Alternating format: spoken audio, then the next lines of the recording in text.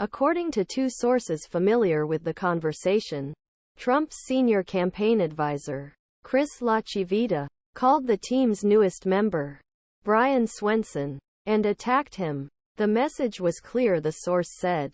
Stop stealing your chin if you want to continue your work. This episode was an indication of how Trump's 2024 team tried to focus on media and messages surrounding chaotic world of person who was at forefront for GOP nomination. His team is regarded both by outside political agents and by current and former Trump officials as the most disciplined team to date, led by experienced Republican strategists LaCivita and Susie Wiles. Team tried to prevent kind of internal leaks that have always existed throughout 2016 and during Trump's presidency from harming former president who was trying to regain White House. A source who knows the dynamics of the team tells CNN. They know can't control it.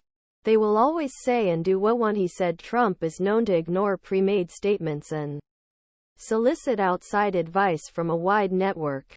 Most of time, the allies without knowledge of their closest advisors. They can try to control everyone around, but consultants who work to ease the messages of his campaign last year have recently found themselves in a tough fight. They are all trying to navigate wide-range Trump allies who are longing to be part of action and strengthen their ties with former president in hopes strengthening their influence in months before 2024 election. As Trump's primary leadership grows, so does the interest in what a second Trump administration will look like, both in terms of politics and staff.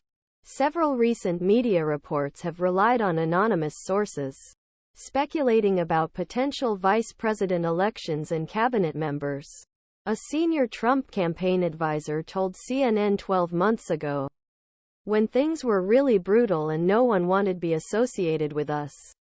No one went out of business to say he wanted to be a cabinet secretary. The rhetoric about the former president has led to an increase in the number of foreign parties seeking to participate in a potential administration.